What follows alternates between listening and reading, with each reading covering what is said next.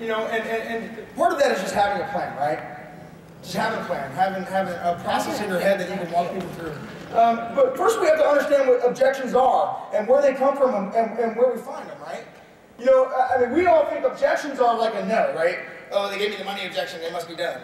I mean, really, objections aren't a no. An objection just simply means they haven't yet found the value to overcome their excuses.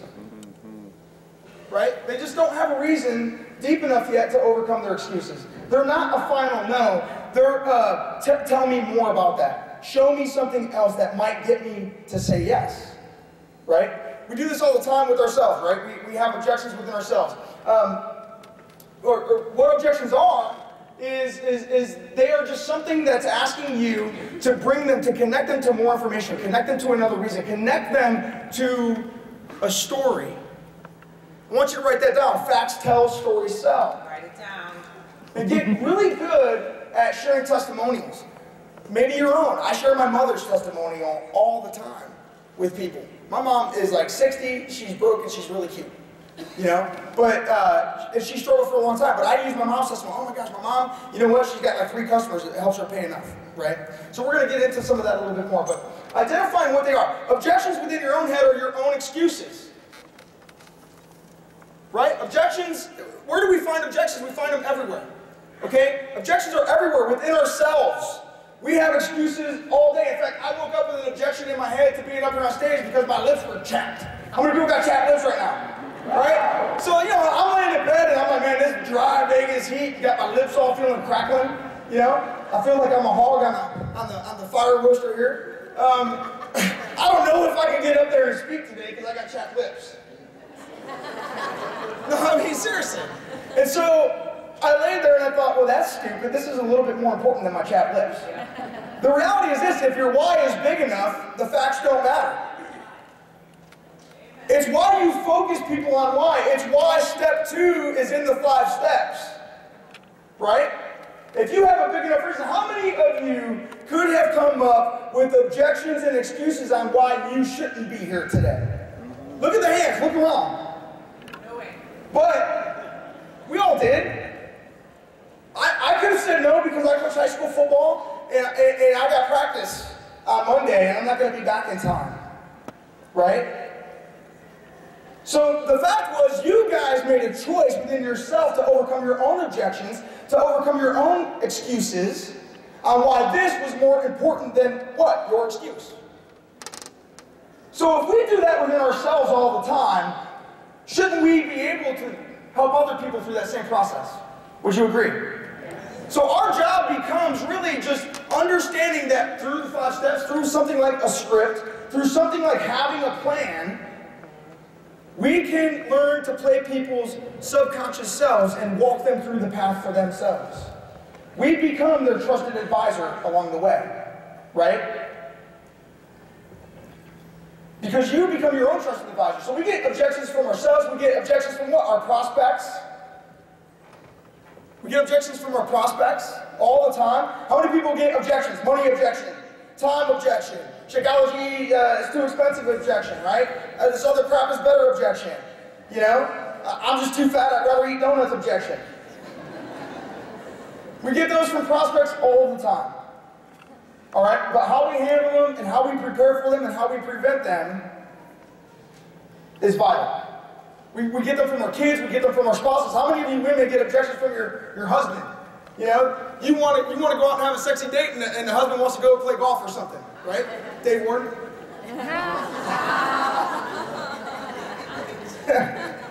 You're out of control, dude. I love you. But you know what I'm saying? And so, I'm telling you, you learn the art of objection handling, you'll have a better family. Absolutely. So, you also get them from your team. Huh. Anytime you see the little clinking and acting, that is an objection. It's just brought to you in a different format of inactive. Right? You get objections from your team all the time. Well, I just can't, you know, I'm not confident yet. Listen, your team, a lot of times, their objection is the objections they're getting from people, and that starts creating an objection within them. I've tried, but nobody wants to. So now my objection, or your team's objection is, nobody out there wants to. Well, listen, there's a room full of friggin' people here. Somebody wants to. Woo, right? Somebody wants to. Our job isn't to convince people, it's to find the people who want to, but we can get better at bringing value to them, like we did to ourselves, so that they make the journey. I got goosebumps on that one. Did you? Yeah, really. Man, that's pretty good when I get Barbie goosebumps. So here's the thing. The first thing I want to tell you is this. Preventing objection starts inside of your own mind and your own heart. It starts with you, man. The only common denominator between you and every objection that exists is you. Because how you think is how you speak, and how you speak is what becomes real. It's what becomes your reality. That's what happens. I don't get a lot of objections out there. You know why? Because I don't have objections within myself. Amen. Because it's not about me. It's about them. It's not about what I know. It's about what they believe. Right? But what you think and how you speak is how you also present yourself. It's how you posture. Right? So if you're nervous, if you're expecting objections, guess what you're going to get? Objections. Because your body is going to say it. 95% of what is spoken is with your body, not with your mouth.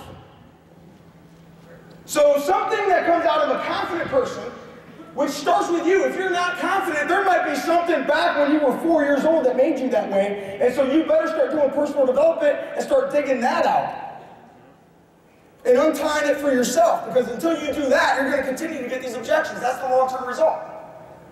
So it starts with you, and it starts with you taking ownership, you rising up, and you being willing to admit what you're good at, what you're not good at, what you can still learn, why you are who and how you are. Because you attract what you are, you attract who you are, which is why, you know, I got a lot of former fat guys now that are really good looking.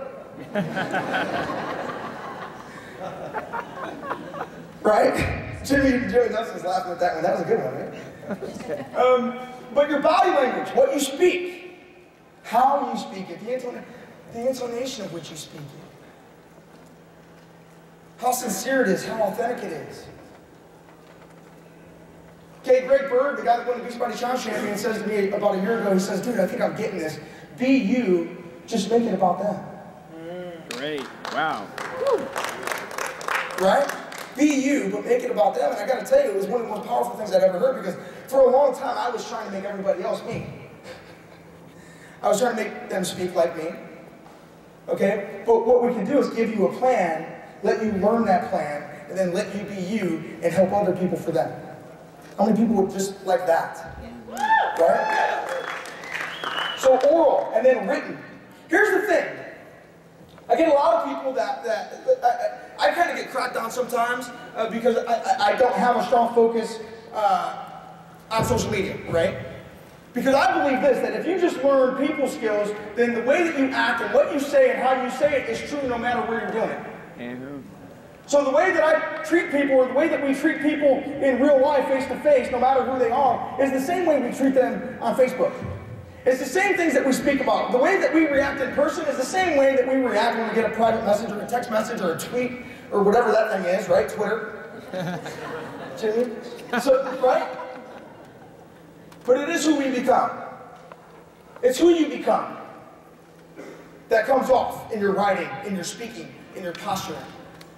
So all those things lead to objection handling skills. And so before we can talk to you about how to do it, we have to give you the equipment, which is just, I'm going to give you 3 very simple but powerful ways. See, here's the thing. We want to all the time be out there, and when someone has an objection, we want to defend rather than diagnose.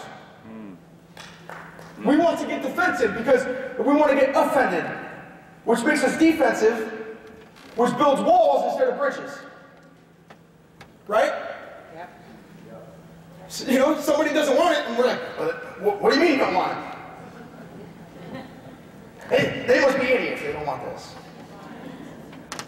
So what we're going to teach you in the next 3 things is this. It's how to disarm the conversation, how to disarm their excuse, and how to become their friend.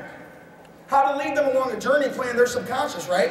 You hear, listen, when I heard Carl Dagle, I don't know, all I know is. I want you to write that down. I don't know, all I know is. See, we're too busy trying to be the experts so many times that we vomit everything on people rather than keeping it simple and trying not to be the expert and just be a friend. So when you use, I don't know, all I know is, and then just follow it up with a story, you know, I don't know, all I know is I thought it was a good deal, and now that I've lost 30 pounds, I can finally see my feet, I'm pretty happy. You know? So, I don't know, all I know is, man, our team is rock, man. You should have been at the summit. That thing was super exciting. You know? I don't know, all I know is my life has completely changed since I found this thing, and I don't know if you want your life changed or not, but if you do, why don't you follow me? Why don't you join me? But I don't know, all I know is rather than attacking, rather than being defensive. So that's the first one. And we're going to use these on the types of objections that we get, and we get them all the time. Feel, felt, found is another way. Okay, I call this validating and overcoming. I got to tell you, like, so last night, and she might be in the room, I was talking to someone who was a dental hygienist, right? And she's like, so do you go to the dentist? I was like, hell no. Okay, and immediately, because our human reaction and the way that we've been taught, the way that our parents spoke to us, the way that many teachers have spoken to us, the way that we have been groomed in our society to be, is to tell people what they need to do. Right? You need to sit down. You need to be over there. You need to go here. You need to clean your room. So since you were a little kid, you've been groomed to fail at objection handling. It's truth. Okay, so her initial reaction, which I don't blame her, that was my reaction until about 2 years ago when I started learning this stuff, was to be like, oh my gosh, you so need to go to the dentist. You should be going to the dentist all the time. I'm like, whoa, you don't even know why I don't go. You have no idea why I don't go. You know, maybe all the dentists in my town suck. I don't know. So I said, whoa, let's slow this down. Okay, instead of attacking me for it, why don't you just ask me why I don't go? Right? Get to know my reasons. You got to diagnose before you prescribe. Write that down. Diagnose before you prescribe. If you walked into a doctor's office and he walked in, looked you in the face, and wrote the prescription and left, how confident would you be? So why do we do that with people? All the time. How do you know what they need until you diagnose them? So slow it down. Because if she would have just said to me, why don't you go? I would have been like, you know what, man? All I know is this. When I'm laying in that chair and he's grinding on my teeth, I got somebody breathing down my neck and I see his nostril hairs, that just isn't fun. Well, I totally understand, because a lot of people feel like that's not fun either, but I'll tell you what's less fun than that is when you get oral cancer. And when that leads to all of the issues internally. And you know what? All I know is this. I can connect you to some information about that and let you have a chance to check it out, so that you can learn for yourself and come to your own conclusions. And then if you want help finding a good dentist, I'd be more than happy to help you do that. Right? You see how that's handled? Rather than attacking my belief, right? She connects me to a reason that outweighs my excuse. I gotta tell you, right, after thinking about it that way, I've already scheduled my appointment when I get home. Because I don't want my teeth falling out, I don't want to die. Right? Show them the downside of their belief. Show them the upside of a different option. Okay?